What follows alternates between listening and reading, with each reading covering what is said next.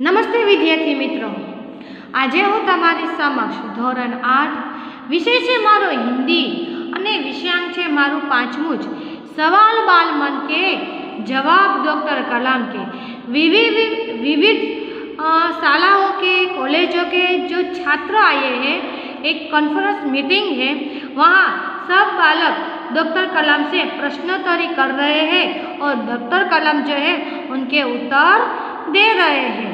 तो आज हम भी इस प्रश्नोत्तरी में शामिल होंगे और हम भी इस प्रश्नोत्तरी के बारे में देखेंगे कि अब 2020 लेके 2020 में अब भारत देश की क्या हालत होगी, क्या परिवर्तन आएगा, उसमें क्या विकास आएगा।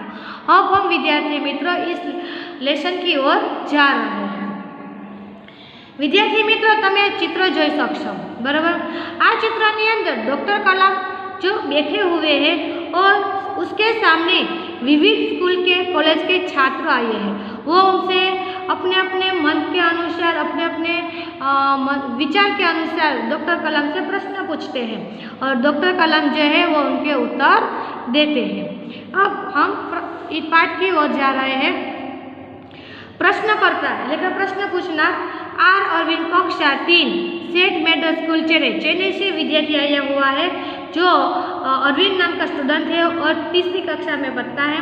उसने प्रश्न पूछा है कि क्या आप अपने बचपन की कोई यादगार घटना हमें सुना सकते हैं। तब डॉक्टर कलाम ने उत्तर दिया कि कक्षा 5वीं के मेरे शिक्षक श्री सीयू सुब्रमण्यम अय्यर की एक बात मुझे याद है। प्रश्न का उत्तर देते हैं कि हाँ, जब मैं कक्षा 5वीं में था तब मेरे शिक्षक की जो बात है वो मुझे याद है। एक दिन कक्षा में वे हमें यह बता रहे थे कि कोई पक्षी कैसे उड़ता है। उन्होंने हमें रामेश्वर के समुद्र तट पर ले जाकर इसका जीवन उदाहरण यानी प्रत्यक्ष उदाहरण दिया। वह ऐसी यादगार घटना थी जो मेरे मन मस्तिष्क में हमेशा के लिए बैठ गई। इसी से मुझे आगे विज्ञान पढ़ने की प्रेरणा मिली। सो वो बताते हैं कि जब मैं कक्षा 5वीं में था तब मेरे शिक्षक ने हमें एक रामेश्वर समुद्र तट पर ले जाते हैं और पक्षी कैसे उड़ते हैं उसका हमें प्रत्यक्ष उदाहरण दिया। तो यह घटना मेरे मस्तिष्क पर इस प्रकार छा गई कि तब से मुझे विज्ञान पढ़ने की रुचि हो जाती है। प्रश्नकर्ता पूछते हैं सरयू मकर कक्षा 5, स्टूडेंट का नाम है सरयू, वाल्मीकि नगर हिंदी माध्यमिक शाला नागपुर से आया हुआ है वो छात्र। बचपन में हमें किस भाषा को प्रमुखता देनी चाहिए। बचपन में बाल्यावस्था में हमें किस भाषा में अभ्यास करना चाहिए। डॉक्टर कलाम का उत्तर है कि मैंने स्वयं माध्यमिक कक्षा तक की पढ़ाई अपने मातृभाषा के माध्यम से पूरी की है। कॉलेज और उससे आगे की शिक्षा अंग्रेजी माध्यम की संस्थाओं में हुई। मेरा मानना है कि हम कॉलेज में भी माध्यम के रूप में मातृभाषा का चुनाव कर सकते हैं, क्योंकि युवा अपनी मातृभाषा में ही सोचता है, उसी में अपनी बात सहजता से कहने में सक्षम होता है। पर इसमें कोई भी दो राय नहीं कि वैश्विक स्तर पर संपर्क के लिए हमें अंग्रेजी जैसी एक संपर्क भाषा की नितांत आवश्यकता है। शू कहे छे इस प्रश्न के उत्तर में उसने डॉक्टर कलाम ने उत्तर दिया कि मैंने भी स्वयं मातृभाषा में शिक्षा प्राप्त की है, फिर कॉलेज और आगे की शिक्षा मैंने अंग्रेजी में की है। लेकिन मेरा मानना है कि कॉलेज में भी हमें मातृभाषा को महत्व देना चाहिए। लेकिन इस युवा अवस्था में इस माध्यम में मुझे ये भी देखने को मिलता है कि अज्ञान जो टेक्नोलॉजी का विकास बढ़ता जा रहा है, तो ऐसे स्तर में हमें अंग्रेजी भाषा का भी ज्ञान होना चाहिए। इसलिए अंग्रेजी गुजराती मातृभाषा के साथ साथ हमें अंग्रेजी में भी ज्ञान प्राप्त करना चाहिए। फिर प्रश्न करता है अर्श पटेल कक्षा 5 चंदूलाल विद्या मंदिर मुंबई। उसका प्रश्न है कि यदि हम आपकी तरह बनना चाहें तो हमें क्या करना चाहिए। इसका उत्तर दिया कि जब आप युवा अवस्था में कदम रखें तभी आपको जीवन में लक्ष्य निर्धारित कर लेना होगा। जो मेरी तरह बनना चाहते हो तो युवावस्था में आपको कौन सी दिशा में जाना है, यह लक्ष्य आपको ध्यान में रखना होगा। हमेशा कुछ बड़ा सोचो। जैसे ही ये अनुभूति हो कि आप आखिर बनना क्या चाहते, तभी से उस दिशा में प्रयास और श्रम प्रारंभ कर दो। जब आप युवावस्था में हो तो आपका लक्ष्य एक तो निर्धारित होना चाहिए कि किस दिशा तरफ आपको जाना है, और यह अनुभूति होनी चाहिए कि आखिर आप बनना क्या चाहते हो। जो आप बनना चाहते हैं उसी दिशा में आगे बढ़ो और अपनी मेहनत को शुरुआत कर दो। कहने का अर्थ था कि जो जी तोड़ मेहनत करो। जो आप आगे की ओर बढ़ोगे, आपका सामना बाधाओं तथा कठिनाइयों से होगा। आपको अपने अंदर दृढ़ साहस पैदा करना होगा। समस्याओं को पराजित करने में महारत हासिल करनी होगी, तभी जीवन में सफल हो पाओगे। पहले यह जरूरी है कि आप निरंतर ज्ञान अर्जित करो। सो के आप कुछ भी बनो, लेकिन सबसे पहले आपको यह ध्यान रखना चाहिए कि आपके पास जो ज्ञान है वो हमेशा दूसरों को भी प्रदान करते रहो। फिर प्रश्न करता है चिराग जैन, कक्षा 7, बाबे कैम्ब्रिज अंधेरी, मुंबई।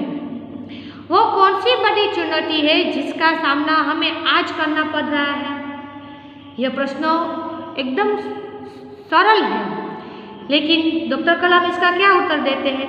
भारत को सन 2020 तक एक विकसित राष्ट्र के रूप में परिवर्तित करना और देश के 1 अरब से अधिक नागरिकों के चेहरों पर मुस्कान देखना, यही राष्ट्र के समक्ष बड़ी चुनौती है।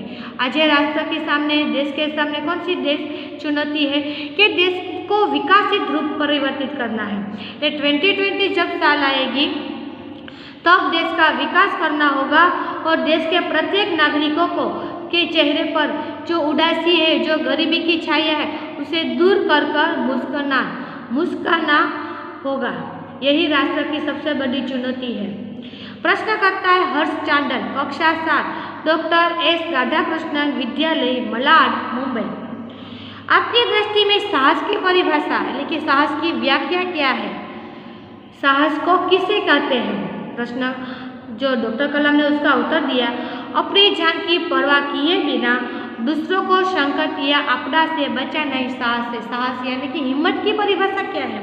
क्या जब हमारे सामने कोई संकट में हो, कोई आपत्ति में पड़ा हो, तो उसकी जान बचाना चाहिए, उससे उस आपत्ति से उगारना चाहिए, यही साहस की परिभाषा है।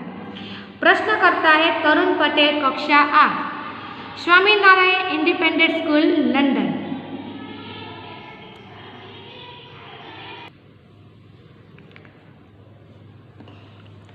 हम प्रवासी भारतीय मातृभूमि के प्रति गर्व की भावना कैसे विकसित करें कि हम प्रवासी थे, जो दूसरे शहर से आए हैं, दूसरे देश से आए हैं, तो हमारे मन में अपनी भारत माता जो है उसके प्रति गर्व की भावना हमें कैसे विकसित करें? तब डॉक्टर कलाम ने उत्तर दिया कि भारतीय मूल का कोई भी व्यक्ति एक बृहद भारतीय परिवार का अंग है और उसे हमारे देश की सांस्कृतिक विरासत पर गर्व है। सौभाग्य से आप लोग ऐसी स्थिति में हैं कि अपनी मातृभूमि से अच्छी तरह से जुड़े हुए हैं और यही आपके लिए गौरव की बात है। सो कहते कि सबसे महत्वपूर्ण बात क्या है कि आप कोई भी देश को हो, फिर भी आपके दिल में जो हमारी मातृभूमि भारत भूमि के प्रति जो लगाव है, यही लगाव के कारण आप गौरव का भी अनुभव कर सकते हो। प्रश्न करता है सत्यम, कक्षा 10, जिला स्कूल मुंगेर। उसका प्रश्न है कि जो भी बच्चे आपसे मिलते हैं वे कहते हैं कि वे एक प्रसिद्ध वैज्ञानिक, इंजीनियर, डॉक्टर आदि बनना चाहते हैं, पर किसान, मजदूर और कलाकार भी किसी राष्ट्र के लिए उतने ही महत्वपूर्ण है। हम ऐसे ही परिवारों से आते हैं। हमारे लिए आपका क्या संदेश है? सो कहते कि कोई भी बच्चे आपसे जब मिलते हैं तो आपकी तरह बनना चाहते हैं। कोई किसान, मजदूर, कलाकार क्यों नहीं बनना चाहते? वो भी हमारे राष्ट्र के एक उत्तम अंग है। उसके बिना तो देश की प्रगति अशक्य है।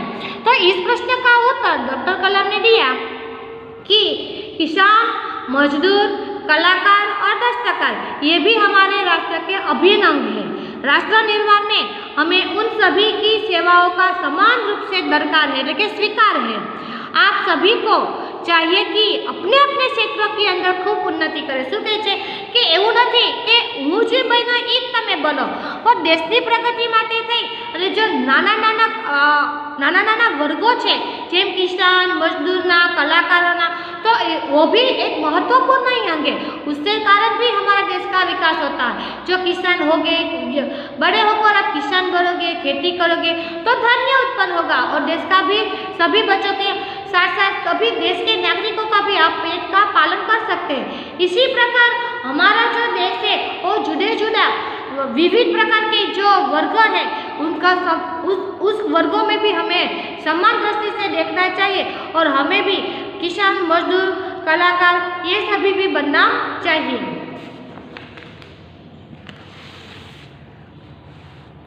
प्रश्नकर्ता रोहित चतुर्वेदी, कक्षा 11, इस्लामिया इंटर कॉलेज इटावा।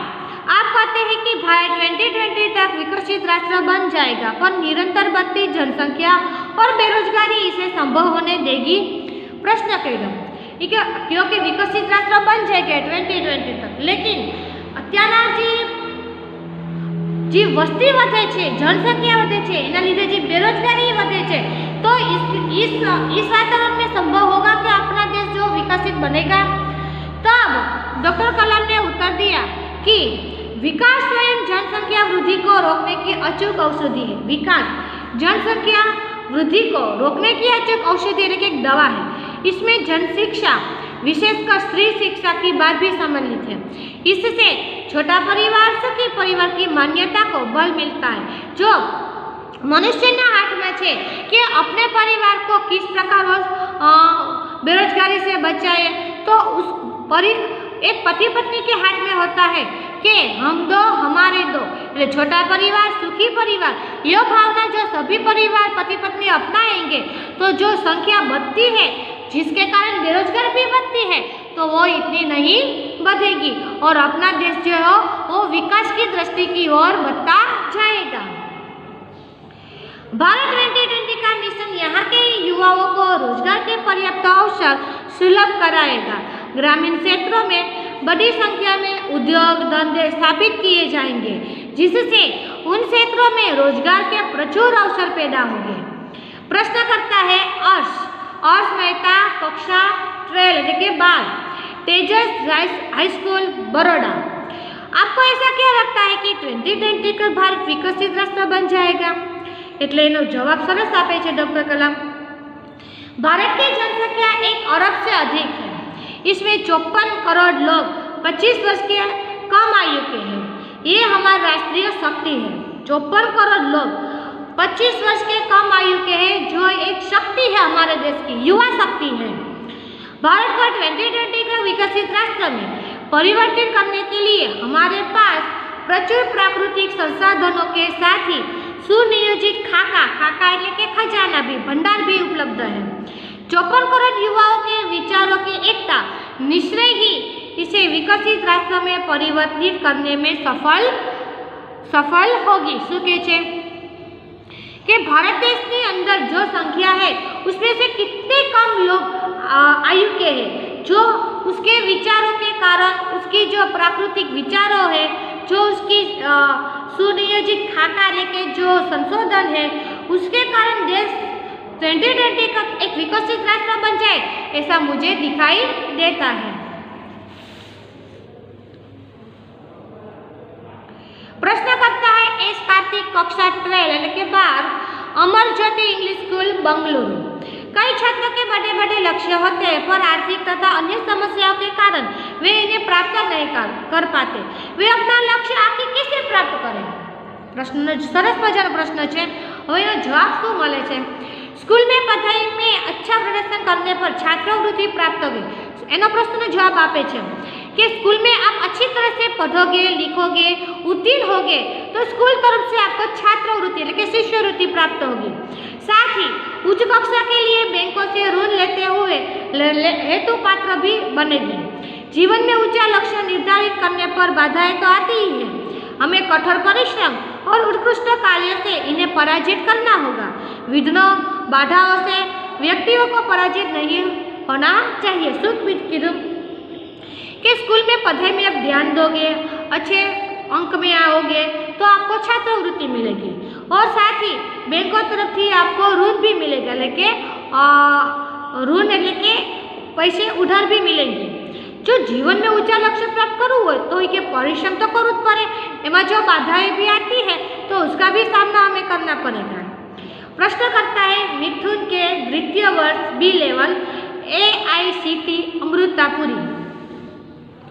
उसका प्रश्न है कि भारत को विकसित राष्ट्र बनाने में राजनीति की क्या भूमिका होती है।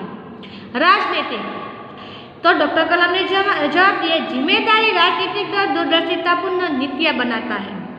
महात्मा गांधी ने निष्ठा के राजनीतिक सिद्धांत को सत्य, अहिंसा तथा निस्वार्थ भावना में ढालते हुए ब्रिटिश शासकों के विरुद्ध अपनी लड़ाई छेड़ी थी। वर्तमान राजनीतिक दल को अपने कठिन परिश्रम, उत्कृष्टता और पारदर्शी कार्य से मार्गदर्शन देना होगा। साथ ही गरीबी रेखा के नीचे रहे लगभग 26 करोड़ भारतीयों के उत्थान के लिए भी कार्य करना होगा। तभी हमें राजनीति की दृष्टि से भी हमें अच्छे राष्ट्र के रूप में हमारा देश जो विकसित बनेगा।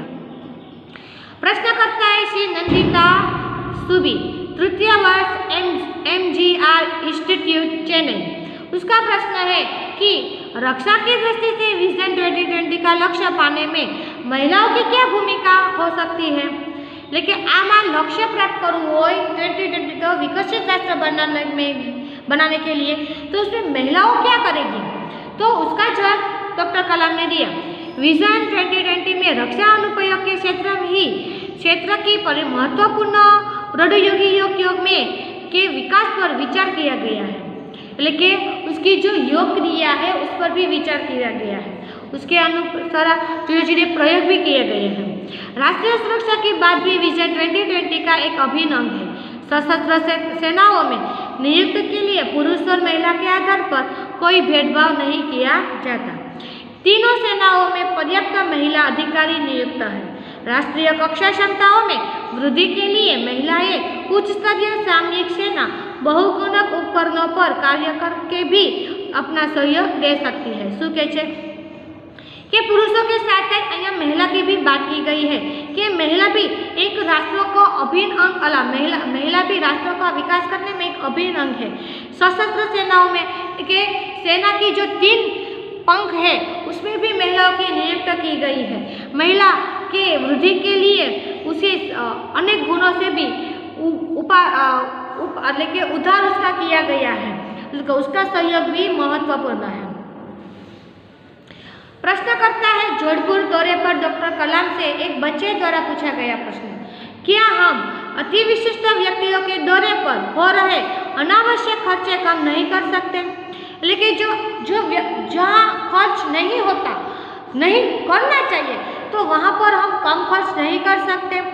तब डॉक्टर कलाम ने मस्त सरस मजा का उत्तर दिया कि तुमने इस मंच पर एक बड़ी सी कुर्सी देखी होगी, वह कुर्सी अब यहाँ पर नहीं है। ठीक वैसे ऐसे ही अनुत्पादक चीज़ों पर हो रहे अनावश्यक खर्च भविष्य में नहीं होंगे। એટલે શું કહે છે કે હા, जो અત્યારે कुर्सीનું काम હતું तो कुर्सी थी और मैं वहाँ बैठा था, अब मुझे काम नहीं, मुझे जाना है तो कुर्सी वहाँ उठा लीजिए।